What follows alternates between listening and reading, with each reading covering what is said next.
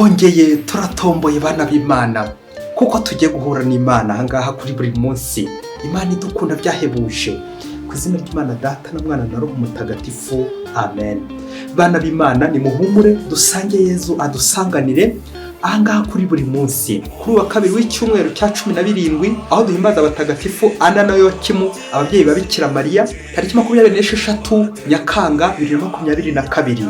Isomo rya mbere ryo mu gitabo cy'umuhanuzi Yeremiya, umutwe wa 14, murongo wa 17 kugeza ku 22. Uhoraho arambwira ati, uzababwire amagambo uti, amaso yanjye ahongoboka amarira adakama umunsi nijoro, kuko icyago gikomeye cyavunaguye umukobwa w'isugi, umuryango wanjye ukaba washegeshwe n'intikuro idakira. Ngana mu mirima nkahasanga bishwe n'inkota, nagaruka mu mujyi ngahura n'abahonyorwa n'inzara. Abahanuzi n'abahereza bitambo barazenguruka igihugu ariko ntibasobanukirwe. Uhoraho, waba se warateranya Yuda, Siyoni ukaba warayizinutswe? Ni kuki uduteza ibyago bidakira? Twari twiringiye amahoro, none nta cyiza tubona, igihe twari gukira ahubwo dutashywe n'ubwoba. Uhoraho, tuzi neza ububi bwacu ndetse n'ubuhemu bw'abasokuruza bacu. Nibyo koko twagucumuyeho. Gira icyubahiro cy'izina ryawe, maze wowe kutugaya wisuzugura intebe y'ikuzo ryawe. Ibuka isezerano watugiriye, maze ureke kuryirengagiza. Mu bigirwamana by'amahanga se hari na kimwe kigusha imvura? Ijuru se ubwaryo niryo rigusha imvura? Se wose Uhoraho Imana yacu, turakwingingiye rero kuko ari wowe ukora ibyo byose. Iryo ni ijambo ry'Imana. Turakwiringiye Uhoraho kuko ari wowe ukora ibyo byose. Zaburi ya 79. Nyagasani, gira ikuzo ry'izina ryawe maze udukize. Mbega Uhoraho uzarakarana ryari? Ntuduhore ibicumuro by'abasokuruza bacu, udusanganize bwangu impuhwe zawe kuko tugeze ahaga. Dutabare Mana y'agakiza kacu, ugirire ikuzo ry'izina ryawe. Turokore maze utubabarire ibyaha byacu, ugiriye izina ryawe. Wumva n'impuhwe amaganya y'ababoshye, wowe ufite ubushobozi, umenye ubuzima bw'abaciriwe urwo gupfa. Tuzakuririmbire ibisingizo iteka. Nyagasani, girira ikuzo ry'izina ryawe maze udutabare. Nyagasani Yezu nabane namwe. Amagambo mu Ivanjili ntagatifu kwanditswe na Matayo, umutwe wa 13, murongo 36 kugeza ku 43. Muri icyo gihe Yezu asigaho rubanda ajya imuhira. Nuko abigishwa be baramwegera baramubaza bati, dusobanura umugani w'urumamfu rwo mu murima. Arabasubiza ati, ubiba imbuto nziza ni umwana w'umuntu, umurima ni isi. Imbuto nziza ni abana b'ingoma, urumamfu ni abana banyakibi, umwanzi warubibye ni sekibi. Isarura ni iherezo ry'isi, abasaruzi ni abamarayika. Nk'uko rero batoranya urumamfu bakarujugunya mu muriro, niko bizagenda mu iherezo ry'isi. Umwana w'umuntu azohereza abamarayika be bavangure mu ngoma ye abateye abandi kugwa mu cyaha bose n'inkozi z'ibibi zose, maze babarohe mu nyenga y'umuriro, aho bazarira kandi bagahekenya amenyo. Ubwo intungane zizabenyana nk'izuba mu ngoma ya se. Ufite amatwi niyumve. Iyo ni Ivanjili ntagatifu. Bakristo bavandimwe, nidukomere kuri Kristo nibwo tuzakomera koko. Ya mvugo nziza ngo ukwibyara bitera ababyeyi akanyamuneza, bitera ababyeyi ibyishimo. Burya igiti cyiza cyera imbuto nziza. Reka twe kuvuga ku giti kibi kitaza gutwerera n'imbuto mbi hafi aha, ahubwo tukomeze twivugire kuri icyo giti cyiza. Ababyeyi beza batanga abana beza, babyara abana beza. Icyo giti rero ni Ana na Yokimu, babyara urubuto rwiza Bikira Mariya. Bikira Mariya akabyara urubuto rwiza cyane kandi ruryoshye, Yezu Kristo. N'ikimenyimenyi ya mvugo ikamuzurizwaho ngo urubuto ruryoshye ku giti, abantu ntibama kurutera imijugujugu ngo barwangize barwirire. Ngo umugisha Yezu aturongera ya mbuto y'umugisha era ku giti cy'umuruho. Yezu akaturongera umugisha bakamwangiza ngo twebwe dutaza kwangara. Le fruit de vos entrailles est béni, c'est Marie. Amen.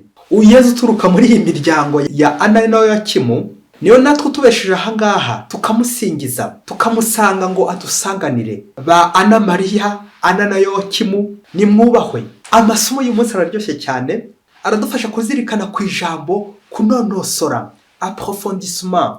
Mu ngingo igira iti gusanga Yezu imuhira. Yezu umwana wa Bikira Mariya. bikema byaye na noyo wakimu usanga Yesu imuhira à la maison. Experience igaragaza ko iyo wumvise ibintu mu kivunge hamwe n'abandi benshi nyuma ariko kaza kugira ubwo wiherera wenyine ukabinonosora ukabijajanga ugacukumbura ugasesengura nibwo byumva neza bikabyana kugirira akamaro. C'est ça l'enrichissement ngo ubukungu gucukumbura. Hari mvuga Kinyarwanda igira iti ndawe usezerera abakwe kw'irembo, ariko hari n'indi igira iti ndawe uca ku rugo. Aha bikanyibutsa double dimension dans la vie communautaire. Ibintu bibiri biranga umubano w'abantu, hari rusange ndetse n'umwihariko. Kubana n'abandi, guterana n'abandi ni ibyangombwa, ni iby'ingenzi kandi ariko nanjye ariko nkagira umwihariko ubwo nkaba nakwiheza aha wenyine ndi kumwe na Yesu, ndi kumwe n'Imana. Nguko gusanga Yesu imuhira kuko ntawe nyine usezerera abakwe kw'irembo kandi nta guca ku rugo. Urugo ruhe kwa Yesu mu ngoro, ahubwo ngasezera abakwe mu gikari, mu icyumba cy'indani. Babyeyi, iyo ndani ni yihe? Umubyeyi wiyubashye ushaka kurera neza akarera abana bazi ubwenge mu ishuri. Iyo umwana avuye ku ishuri burya habaho ibintu byinshi cyane abana batabasobanukiwe neza. Mwarimu yabahe devoir à domicile, byaje muri Kilatini domus, maison à la maison, umukoro mu rugo. Bisaba rero ko aba bana bavuye ku ishuri icyo bita cours du soir, aho ngaho nyine muhira. Uwo mwana uvuye mu kivunge mu banyeshuri benshi nuko umubyeyi akaba yamushakira mwarimu w'umwihariko. Ako kantu mwarimu w'umwihariko babyeyi mukite mu gace k'akarongo. Uwo mwarimu ufasha umunyeshuri wawe kunonosora, gucengerwa n'amasomo, kumva neza. Ako kantu Imana iragakunda. Twumvise ndetse no mu isomo rya mbere uburyo Imana ibabaye kubera umuryango wayo ugendera mu kigare, mu kivunge, mu gihogere, bakahoka kubigirwamana cya kigare bavana mu mahanga nyine bakanavuza ingoro y'Imana. Abo se nyine bakagenda mu gihogere. Ibyo ni ibyago n'amakuba nyine bibategereje. Ya nzira y'igihogere idatanga nyine umukiro iganisha kwa Sekibi, nanjye kuvuga mu muriro w'iteka nyine rwa rumavu, ku buryo uhoraho aburaho yakandira. Meme le prêtre, meme le prophète. Babyeyi nibwo uhoraho agize ati ngana mu murima ngahasanga abishwe n'inkota, nagana mu mujyi ngahura n'abahonyorwa n'inzara. Abantu n'abahereza bitambo barazenguruka igihugu ariko ntibasobanukirwe. Amen amen. Utube hafi Nyagasani, kwegwe tukugenda inyuma ariko ntitukumve. Kimwe no muri ibyo Buri uyu munsi uri gutakamba, natwe turaje Nyagasani tugira tuti Nyagasani gira ikuzo ry'izina ryawe maze udutabare. Amen. Ibicumuro byacu Nyagasani, aho twagutaye Nyagasani tubabarire. Bakristo bavandimwe, ibi biri kubwirwa Abayisiraheli muri isomo rya mbere by'agahinda Imana ifite ko batayegera na n'uburega biracyariho. Aho nshobora kujya mu misa kubera itegeko nanjye kuvuga nka padiri, ariko amaza n'ijambo ry'Imana twazirikanye uwo munsi kuko nyine ryinjiriye mu gutwi rigasohokera mu kundi, singira icyo nsubiza. Aho ni mu gihuru nyine. Abakristo b'igihururu, abakristo b'igihuru. Aha wa mugani ukazanyuzwaho ngo igihuru kizabyara igihungiro kibona hakiri kare. Abakristo bo cyumweru ngasenga gusa kubw'itegeko ry'umuryango wacu, ariko simbe nagira umwihariko hamwe na Yesu. Yakuru diswari ngo Yesu mwarimu mukuru asobanurire. Aho ngaho ndi gusobanya nawe no gusopanya n'abandi. Nanjye rero ivanjirize kumbera igisubizo cyo kuyoboka kuri diswari ya Kristo. Kuba nandi mu ishuri n'abandi, narindi mu rusengero n'abandi, ariko nyibuka ko Yesu dusigara mu rusengero aho tugomba kujyana nawe muhira. Ako kaneza aragakunda kujyana na Yesu imuhira. Kuko tujya tubyumva mu ivanjiri, Yesu yarigishaga ikivunge cy'abantu benshi akavugirayo mu migani, ariko abigishwa be bagera mu rugo bakamusiganuza kujyana na Yesu imuhira. Uko twabizirikanye, Yesu asigaho rubanda ajya imuhira. Nuko abigishwa be baramwegera baramubaza bati dusobanurire umugani w'urumafu rwo mu murima. Amen amen. Ni ngaho abigishwa bari bagiye kwigana n'abandi mu kivunge, ariko bikaza kugera aho bakenera cours du soir avec leur maître Jésus, kugira ngo babyumve neza basobanukirwe, bazasobanurire n'abandi, bagakataza mu buhanga, bakanonosora approfondissement ibyo bigishijwe. La méditation, gushengerera, kugaruka inyuma, kuva mu kivunge, kuva mu mbaga nyamwinshi, kuva imusozi ugafata akanya k'umwihariko aho nyine muhira, ukazi muhira. ako kantu Yezu aragakunda. Dufatiye urugero kuri izi ntumwa za Yezu zari zikurikiye Yezu yigisha rubanda nyamwinshi, ariko zagera imuhira zigashaka gusobanukirwa kurushaho. Yezu ahangaha arashaka kutwigisha akamaro k'isengesho rya rusange ndetse n'isengesho ry'umwihariko, prière communautaire et prière personnelle. Ayo yombi ni ngombwa arafatanye. Ku mwigishwa wa Kristo ntasigana, kuko nyine adasigana n'ubundi. Rimwe ryunganira irindi kandi rimwe ntirikuraho irindi. Twibuke kandi kantu ahandi batubwira ko Yezu atageraga aho arambika umutwe, umwana w'umuntu ntajya arambika umusaya. None se ko batubwiye imuhira Yezu yari afite inzu z'agatangaza, amashato, etage, agacurama. Aha imuhira bivuze byinshi. C'est la demeure, domicile, devoir à domicile, inturo. Ariko reka tugeze kuri imuhira duhahe ibisobanuro nka bitatu. Imuhira mbere na mbere ni inzu y'Imana, aho Yezu atura mu kiliziya. Aha kabiri ni inzu y'iwacu, aho mbana n'abavandimwe bagenzi banjye. By'umwihariko ariko aka kantu ahantu ha gatatu, cette demeure ni inzu y'umutima, inturo nkuru. Aho niho imuhira kwa Yezu, aho niho Yezu ataha iwanjye ashaka ko namusiganuza by'umwihariko, tukaganira akampishurira uwundi we, apana uko nibona cyangwa uko abandi bambona, kugira ngo ncyahe, kugira ngo nkosore. Akamvugo kiratini ngo qui ben amat ben castigat, qui aime bien châtie bien. Ngukunda uranamukosora, kamukosora neza. Urumva Yezu ntiyari kwibeshya ngo bwire intumwa ze ku karubanda ngo nta kigenda cyanyu mu ruhame ngo muri ntumva. Yezu akabashyiraga ku karubanda amadefo y'intumwa ze, inenge zabo zose akazitaranga aho ngaho. Aha Yezu ntagaruka akora. Yezu akora ku buryo abajyana mu rugo, kwa gutaca ku rugo rwa rumamfu rwabo, nuko akabacyahira nyine hehe mu gikari mu rugo. Icyo gihe barushaho no kwikosora cyane, bakarushaho no gusobanukirwa badasebye. Ariko se ngewe umukristo, padiri ni kangahe nyashaka kubanza gusebya abandi ngo mbone kubakosora? Ya nkaba n'abana bataranga mu kiliziya kwitangazo ku mugaragaro. Nsanga Yezu ryari imuhira, padiri ngo umunsi umwe hirya kure cyane muri Afurika, ngo umutware umwe wari ukize cyane, ngo yari afite umugaragu w'inkoramutima wamukoreraga, akamukorera mu rutoki dalabanonori. Ngo umugaragu rero ngo yari azi kwenga bikomeye cyane, akaza azi kwenga akayoga karyoshye cyane, bigatuma abantu benshi bayoboka uwo mutware, bakamutaramira, bakamukeza, ari nako baza no kumugabira bakamwishimira cyane. Ariko umutware akaba yari afite akadefo, akageso ko yari primaire. Nirinze kuvuga ko yari bavugirije, bavugiraho. Ni wa muntu uhubuka cyane, akavugiraho ibintu byose, akarakara vuba na bwangu, agaheza inguni extreme. Icyo ashimye akagishima yivuye inyuma, icyo agaye nacyo cyangwa icyo yanze agacyanga nanone urunuka yivuye inyuma. Uwo yanze nyine agahita amuzinukwa.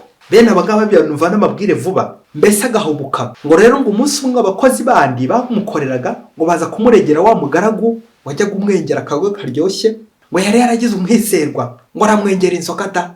Nuko ngo baramubwira bati, umva rero mutware, yaba wari uzi ko ajya kwiba ibitoki by'imineke ubundi akabijyana iwe. Uwo mutware ahita arakara cyane arabisha. Nawe rero cyarakabaza kumucunga, bya bindi by'uko nyine kibatarara bushyitsi, abamufatanye igihanga nivugira igitoki, amufata yikoreye igitoki mu kabwibwi batamubona. Maze umutware arabisha, atumiza abakozi bose mu nzu y'inama bahurizamo, grande salle, dans la salle même, nkuko nyine yarasanzwe abimenyereye mu gukosora no guhanira ko karubanda. Maze hingutsa umugaragu we yikoreye cya gitoki ku mutwe ngo akabi kajya habona na bose. Nuko aramuhana by'intangarugero, nuko abandi bagaragu barishima cyane uburyo yari yamutonesheje none akaramutonetse. Nuko wa mugaragu aca bugufi asaba imbabazi ngo amubare ko atazasubira kwiba. Nuko ukurikiyeho umutware afata ingamba kuzajya bamuhagarikira ku bitoki by'imineke kugira ngo atazongera kubyiba. Maze akenga nyine bamuhagarikiye. Nuko mu minsi yakurikiyeho umutware atangira kwigunga kuko nyine nta bantu bakimwegera. Nuko aza kubaza amakuru, bamubwira amakuru y'ibanga ko inzoga ye isigaye ibishye aramakanura. Maze ahamagara wa mugaragu we imuhira, atangira amubaza ibyo asigaye amukorera, ko inzoga ngo itakiryoshye nka mbere. None abantu bose bakamucitseho barigendeye. Nuko umugaragu aramusubiza ati, buriya mama atarapfa niyo warora ntoje umwuga wo kwenga. Yari afite itegeko ryo kwenga inzoga nziza, akengera abantu inzoga nziza bose, abantu bakanywa bakishima. Ariko reka nkubwira akantu ngiye kuvuga mama yakoreragaho nk'ibanga, hari udutoki duke tw'imineke yasigazaga yahishe ku ruhande yengeragamo papa akayoga karyoshye, nuko papa akamukunda cyane by'agatangaza kuko nyine amuzigamira akayoga karyoshye, mama akamenya umutware we akamumenyera akaryoshye. Nuko rero nanjye itegeko mama yari yarantoje nararikuranye kugeza nje hano mu kazi. Rero cya gitoki wamfatanye ko nyine nari nsanzwe mbikora ku ibanga, cya gitoki ni icy'umutware, abandi ndabengera neza ariko nkazigamira umutware inzoga y'umwihariko. Rero ko warangiza umwizerwa, iryo tegeko ryo kumenya abawe sinigeze ndirengaho, ariko by'umwihariko nkamenya umutware wanjye wanyizeye akantonesha ko ngomba kumwengera akayoga karyoshye kisumbuyeho gasumbye akabandi, ako kayoga kandi ngakengera mu rugo. Rero nyuma yuko wemeje ko tuzajya twengera ku irembo ku karubanda kandi ibitoki bakabigera bangerera ku mugozi ku ikamba, inzoga zatangiye kuba inkera izindi amaganura kuko nyine nta mineke, haje ubugugu, imineke yabaye mike, none abantu bagushizeho, uburyohe bwabaye buke. Akayoga k'umutware kagomba gutandukana n'akabarubanda kuko kabarubanda ko kengerwa ku irembo, mu gihe k'umutware kengerwa mu gikari imuhira. No kwa mutware amaze kumva iryo banga ry'imuhira arashavura cyane, yibuka uburyo bwose uwo mugaragu yamwikoreje igitoki mu ruhame muri sale ngo ni igisambo, igisahiranda gusa, akamuhanira ku irembo ku karubanda. Noneho amuhamagariye mu rugo imuhira ngo amuhanurireyo amusiganuze, bibaye nyine byo kumuhanura. Bakristo bavandimwe, ntawe usezera abakwe ku irembo, ntawe uca ku rugo. Nguko kenshi abavandimwe duhana bagenzi bacu ngo kubera agakosa kamwe kagaragaye tukaba twabahanura aho kubahanura, tukabanegura, tukabacuranura, tukabataranga hirya no hino, nyamara batubikiye amabanga akomeye cyane y'uburyohe. Dukomeze turyoherwe kandi abandi baryoherwe. Bya bindi byayamvugo ngo la masse no raisonne pas, ngo ikigari ntikigira ubwenge, nta gitekerezo cyo mu kigari. Hari inzira ebyiri zo gukemura ibibazo, imwe ihushanya n'indi, nawe uze kureba iyo ukoresha imwe muri izo ndetse n'umusaruro bitanga iwawe, imuhira iwawe, niba ugera ku rumamfu cyangwa ku ngano nziza, imbuto nziza nk'uko Ana na Yokimu batanga Bikira Mariya, Bikira Mariya agatanga Yezu, ni imbuto nziza ko kugeraho. Yezu wonyine ukamusanga imuhira, akagusiga, akagutora, akagutonesha, nawe ukinda ariko kumutoneka. Izo nzira ni izi muri rusange n'umwihariko. Ku irembo no mu gikari, inzererezi n'umwana wo mu rugo, biri hanze n'inkoramutima, igihuru no mu nzu, hanze n'imbere, imusozi n'imuhira ababyeyi. Mukristo ukoresha ihe nzira muri izo mu gukemura ibibazo. Mutagatifu Inyasi warora ati, nguko urushaho kwegera urumuri ngo ni nako urushaho kubona ubwandu bukuriho. Amen. Yezu umwana w'Imana, nanjye maze igihe kirekire ndi mu gasozi, ndi mu bigare by'abayobe, ndi ku karubanda, nkabura umwanya w'umwihariko wo kugusenga, kugusanga ngusanganire, ngahunga ingoro yawe, umwanya wo gushengerera shwi, umwanya wo gusenga shwi, la prière personnelle shwi, ngashyira abandi ku itangazo no kubasebya. Yezu nanjye nagarutse muhira, ngusanze muhira, nkubonera umwanya w'umwihariko, tuganire twembi twenyine, adoration, iminota myinshi, unyongorere ukombaho, unyongorere uko natera imbere, uko naryoherwa, wongera usubize uburyohe, unyongorere uko narwanya urumamfu muri njyewe, ibibi, ibyaha, maze nanjye ngenerera imbuto nziza y'ingano nziza buri munsi. Mutagatifu Ana na Yokimu mudusabire. Amen. Twese umugisha, Imana Data na Mwana na Roho Mutagatifu. Amen. Abasura Gisirasi Diocese Cyangugu. Mu nzu ya Data ibyicaro byinshi, ngiye kubategurira imyanya, nimwishime nzagaruka mbajyane bana banjye, nimwishime nzagaruka mbajyane bana banjye.